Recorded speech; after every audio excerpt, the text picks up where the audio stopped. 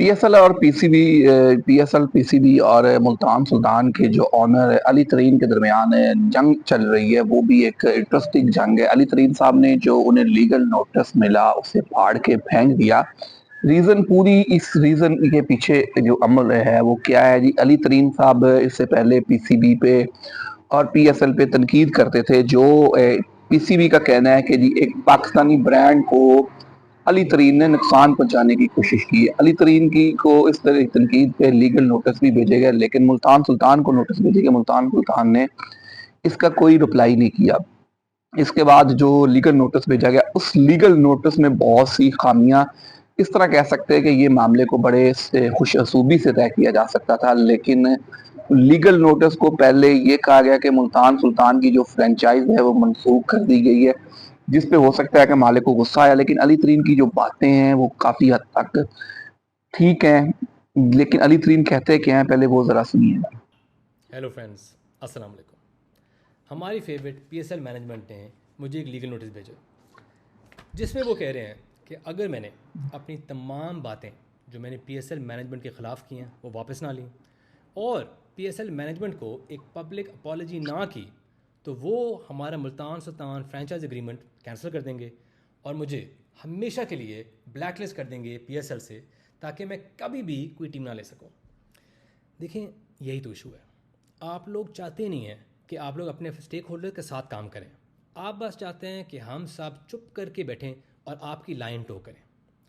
आप लोग इतना यूज टू हैं कि आपके इर्द गिर्द येस मैन हैं और मिनियंस हैं कि आप थोड़ी सी भी क्रिटिसिज्म बर्दाश्त ही नहीं कर सकते। मैंने आज तक एक कॉल, एक मैसेज, एक ईमेल, एक इनविटेशन रिसीव नहीं की कि क्या आपके इश्यूज़ हैं, आएँ दफ्तर में, आएँ इकट्ठे मिलकर हम इनको एड्रेस करते हैं और देखते हैं कि हम क्या बेहतरी ला सकते हैं इस लीग में। सीधा लीगल नोटिस। अगर आप लोग को थोड़े से भी कॉम्पिटेंट होते तो आपको पता होता कि ऐसी चीज़ें मैनेज नहीं होती। और देखें, अगर आपको लगता है कि इस तरह के थ्रेट से मैं चुप हो जाऊँगा, ये आपकी गलत फहमी है, क्योंकि मैं इस लीग को लव करता हूँ। आप लोगों से कई ज़्यादा मैं इसको लव करता हूँ, क्योंकि ये लीग हमारी है, फैंस की है, पूरे पाकिस्तान की है। जो अब 2.5 लोग इसको चला रहे हैं ना, ये आप लोगों की नहीं है। अगर आप असल में चाहते हैं कि हमें इश्यूज़ को वर्कआउट करें, आप मुझे बुलाएं, एक कप चाय पिला दें, 2-3 बिस्किट, इकट्ठे मिलकर बातें करते हैं, फैसला करें कि आज के बाद कोई तनकीद नहीं होगी पब्लिकली, इकट्ठे मिलकर हम इस लीग को एक टॉप लीग बनाएंगे। और देखें, आपने क्योंकि एक पब्लिक अपॉलॉजी मांगी है, हालांकि मेरी लीगल टीम है वो कह रही है कि अपॉलॉजी की ज़रूरत नहीं है, हमने कोई गलत बात ही नहीं की। लेकिन देखें, जो बड़ा बंदा होता है ना, वो ये अपॉलोजाइज़ करता है। तो मैं बिल्कुल तैयार हूँ आपको अपॉलोजाइज़ करने की। मैं अपॉलोजाइज़ करता हूँ कि मैं चाहता हूँ कि पीएसएल बेहतर हो। मैं अपॉलोजाइज़ करता हूँ कि मैंने जब इशू देखे मैंने आवाज़ उठाई। मेरी गलती है कि मैं आपके जो मीडियोकर माइंडसेट है उससे मैं ना खुश हूँ। ये मेरी गलती है, आपके नहीं है। और मैं अपॉलोजाइज़ करता हूँ कि मैं ना खुश हूँ कि आप लोग एक दूसरे को इतने हाई फाइव देते हैं इतने कम काम करने से। आपकी मर्ज़ी, अब जितनी मर्ज़ी हाई फाइव दें। और मैं माफ़ी मांगता हूँ कि मैं चाहता हूँ कि पीएसएल मैनेजमेंट में क्वालिफाइड और कॉम्पिटेंट लोग आएँ। मुझे पता है ये बहुत बड़ी बात है, तो ये तो इम्पॉसिबल है। और मैं अपॉलोजाइज़ करता हूँ कि मैंने क्रिटिसाइज़ की कमाल ओपनिंग सेरेमनी को। मतलब अब नेशनल स्टार्स को एक स्टेडियम में ला के उनको लिपसिंग कराना कमाल। लाइव सिंगिंग कौन सुनता है? और मैंने जब तनकीद की, ड्राफ्ट की, मेरी जुर्रत कि मैं चाहता था कि टाइम पे स्टार्ट हो, टाइम पे ख़त्म हो और माइक्स काम करें, ये मैंने बहुत ज़्यादा एक आस कर दिया, मुझे नहीं करना चाहिए था ऐसे। और मैं दिल से अपॉलोजाइज़ करता हूँ, माफ़ी मांगता हूँ कि मैंने एक Zoom meeting 10 minute late attend की। आपको इससे इतना हर्ट हुए आप इससे कि आपने अपने लीगल नोटिस में डाला है कि मैं जूम मीटिंग में लेट आया हूँ। अनफॉरगिवेबल। और मैं दिल से ये अपनी गलती तस्लीम करता हूँ कि मैंने कहा कि ये बिगेस्ट पीएसएल नहीं होगा। मैं बिल्कुल गलत था। आपने देखा सारों ने, स्टेडियम्स के बाहर लाइन लगी हुई थी, हर स्टेडियम फुल था, ख़ास तौर पे कराची। क्या आप लोगों ने टूर्नामेंट रन किया? और जो लॉजिस्टिक्स यार, ज़बरदस्त। मतलब आपकी आधी टीम, प्लेयर्स एक होटल में, सपोर्ट स्टाफ, मस्योर, एनालिस्ट, कोचेज़ एक और होटल में। यार ये तो बेस्ट तरीका है मैनेज करने का, हर किसी को ये करना चाहिए। और जो ट्रेनिंग स्केड्यूल, जो ट्रेनिंग की फैसिलिटीज़, कमाल। सिर्फ 6 टीमों ने कंप्लेन किया, लेकिन 6 ज़्यादा थोड़ी होता है। और टीवी पे लोग काम देख रहे हैं। टीवी पे देखता कौन है यार? तो आप बिल्कुल सही कह रहे थे, ये डेफिनेटली सबसे बड़ी लीग थी। और जो वो वीडियो थी जिसमें वो लंबे बॉलों वाले बंदे ने पानी में जो डाइव मार के वो ट्रॉफी निकाली थी ना केज से, और वो लेके आया था उस बोट में जिसमें 4 लोग खड़े हुए थे, गेम चेंजर। मतलब गूस बम्स थे मुझे जो मैंने वो देखी थी। तो अगेन मैं अपोलोजाइज करता हूँ कि मैंने इतनी ये गलत चीज़ें आप लोगों से रिक्वेस्ट की और गलत चीज़ों पे मैंने तनकीद की। So I hope you like my apology video. With love, Ali Tareen. Ali तरीन की हमने बात सुनी। अब पीसीबी की जो मैनेजमेंट है उसकी, आपकी पीएसएल की, वो कह रही है कि जी अब इस दफ़ा 8 टीमें शामिल होंगी। जो पीएसएल होगा उस पे 8 टीमें होंगी। मुल्तान है, फैसलाबाद, पेशावर में भी मैचेस होंगे। एक तरफ आप 8 टीमों की बात कर रहे हैं, दूसरी तरफ जो पीएसएल की सबसे महंगी फ्रेंचाइज है, जो बहुत महंगी फ्रेंचाइज है, जो मतलब पिछले आपके 3 मुसलसल फाइनल्स में है, फाइनल जीत चुकी है, उसको आप सस्पेंड करने की बात कर रहे हैं। उसके मालिक के साथ आपकी एक जंग छिड़ी हुई है मीडिया पे, सोशल मीडिया पे, वो आपका लीगल नोटिस फाड़ रहे हैं।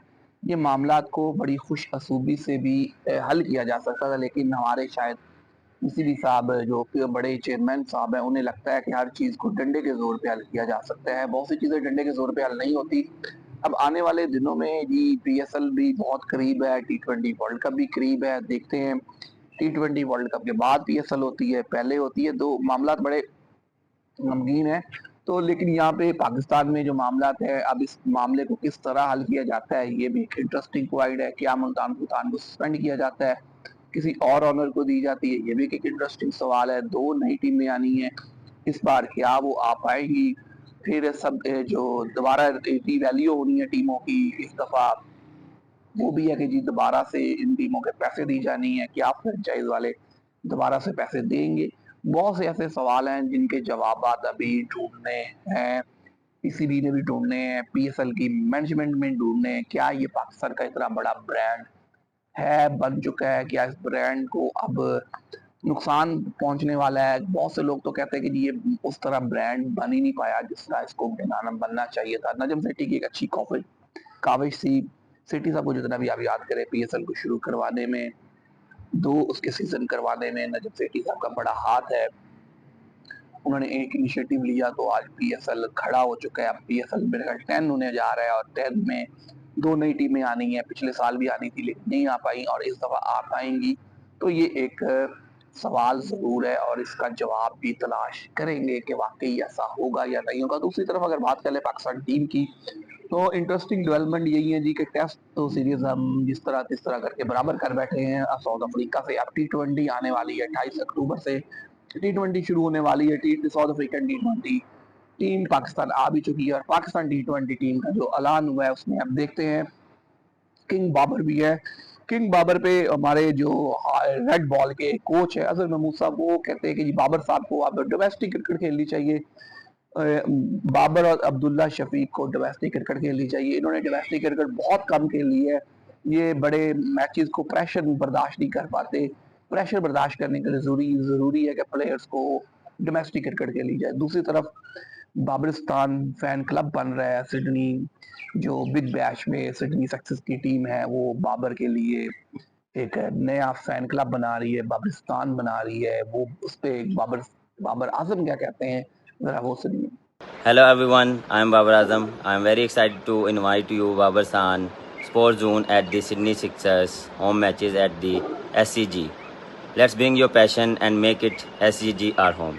See you there. Babar Azam के लिए जो एक बाबर आजम के जो शायकीन हैं, उनके चाहने वाले हैं, उनके लिए बड़ी खुशखबरी है कि बाबरिस्तान एक फैन क्लब बन रहा है और उनको एक रिस्पेक्ट दी जा रही है। मतलब बिग बैश की बेहतरीन टीम, जो बड़े बड़े प्लेयर्स का ख्वाब होता है बिग बैश खेलने का, वहाँ बाबर के नाम पे बाबरिस्तान बनाया जा रहा है, फैन क्लब बनाया जा रहा है। सीट्स रिजर्व की जा रही है जो बाबर के फैंस के लिए होगी, जो बाबर के फैंस वहाँ बैठेंगे और उनको सपोर्ट करेंगे। दूसरी तरफ कोच साहब ने तो मशवरा दिया है बाबर को कि वो डोमेस्टिक क्रिकेट खेलें। बाबर ने डोमेस्टिक क्रिकेट कम खेली है, बाबर डोमेस्टिक क्रिकेट खेलेंगे तो उनकी टीम सिलेक्शन अच्छी उनकी होगी, वो मैच विनिंग प्लेयर बन सकते हैं। लेकिन तो मेरा सवाल है जी हमारे ये कोच साहब से कि अगर बाबर ने इतनी डोमेस्टिक क्रिकेट खेली नहीं, बाबर के पास डोमेस्टिक क्रिकेट का एक्सपीरियंस ही नहीं, तो आपने बाबर को टीम में सिलेक्ट कैसे कर लिया? जब एक प्लेयर के पास डोमेस्टिक क्रिकेट का वो एक्सपीरियंस नहीं है जिस बेस पे आपको टीम सिलेक्शन करनी चाहिए, तो आपने बाबर अब्दुल्ला शफी को टीम में क्यों खिला रहे हैं? आप पहले उन्हें बोलेंगे भाई जाएं और डोमेस्टिक क्रिकेट खेलें, अब बाद में जब आपकी परफॉर्मेंस अच्छी होगी डोमेस्टिक क्रिकेट में हम आपको टीम में लेंगे। आप पहले उन्हें टीम में खिलाते हैं, बाद में उन्हें आप मशवरा देते हैं कि जी चनाएं जाएं और डोमेस्टिक क्रिकेट खेलें।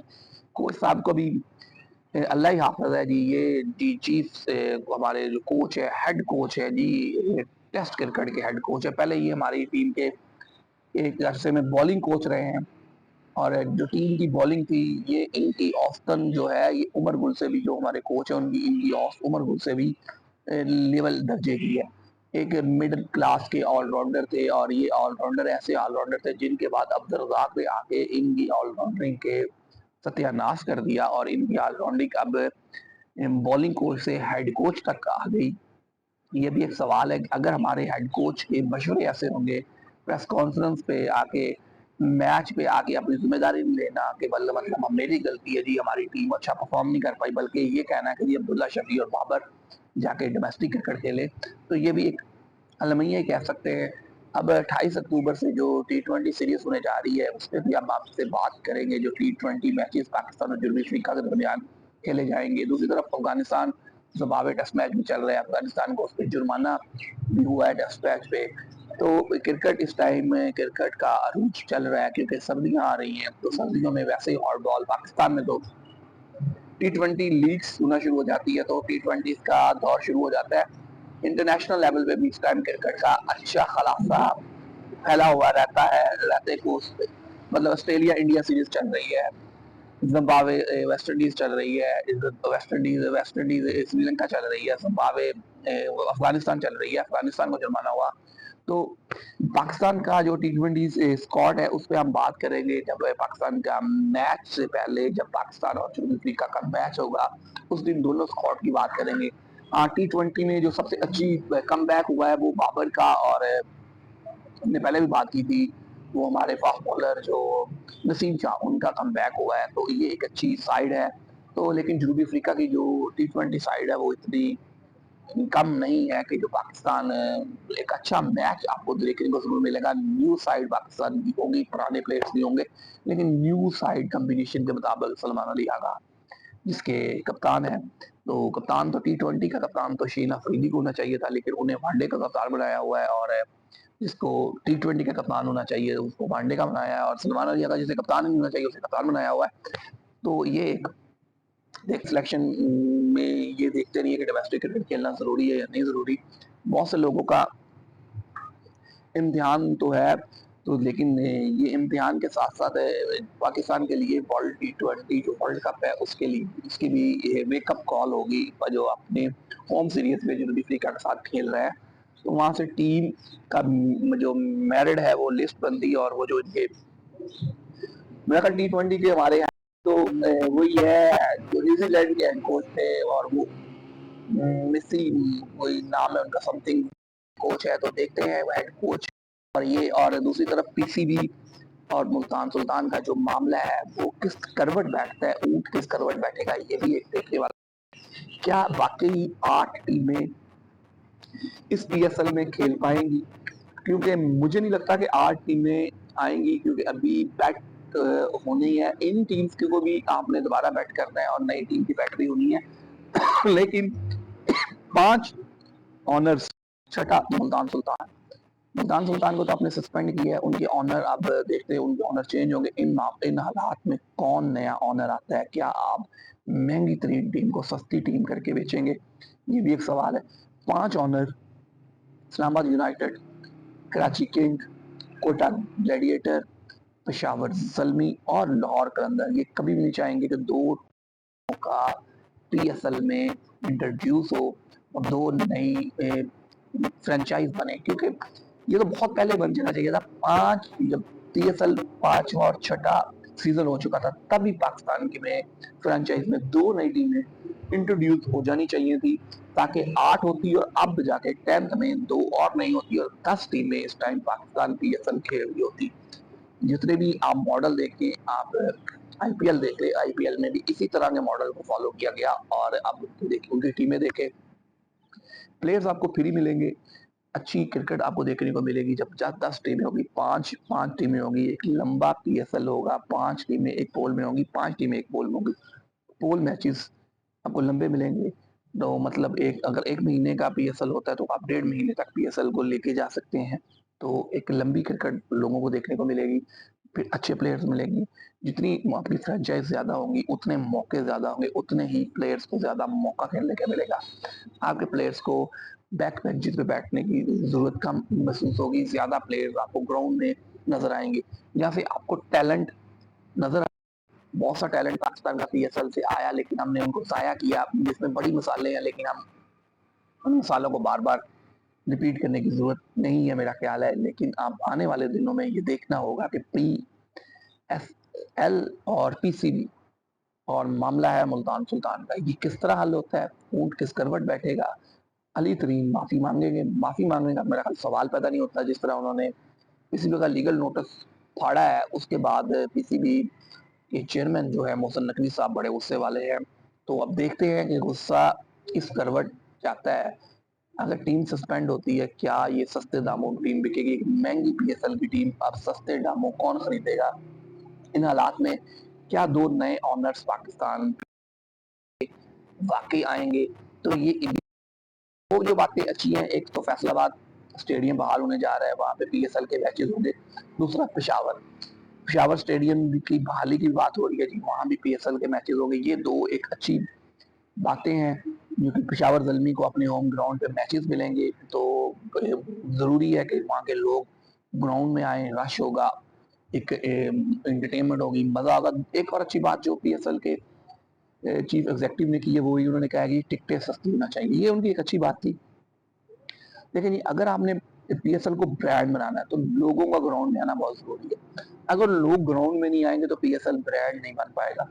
1000 की टिकट कौन खरीदेगा? भाई यही टिकट 200 से लेके 1000 तक होनी चाहिए। जो निचली टिकट है 200, 300, 400, 500 वो लोग परचेज़ करेंगे, मैच देखने ज़रूर जाएँगे। जबकि 1000 का आपका वीआईपी टिकट होना चाहिए, जहाँ से टिकट शुरू होता है आपका 2000 से, 3000 से, 5000 से, 10,000 से। भाई कोई इस लेवल के मैचेस 10,000 में देखने क्यों जाएगा? फिर आपके लिए कॉलेजेस, यूनिवर्सिटीज के जो है वो फ्री होना चाहिए। एक दिन किसी यूनिवर्सिटीज के लिए होना चाहिए, दूसरा दिन किसी यूनिवर्सिटीज के लिए होना चाहिए। ट्रांसपोर्ट होने चाहिए यूनिवर्सिटीज के, ताकि लोग आए, बच्चे ग्राउंड्स में आए, क्रिकेट की रौनकें बहाल हो।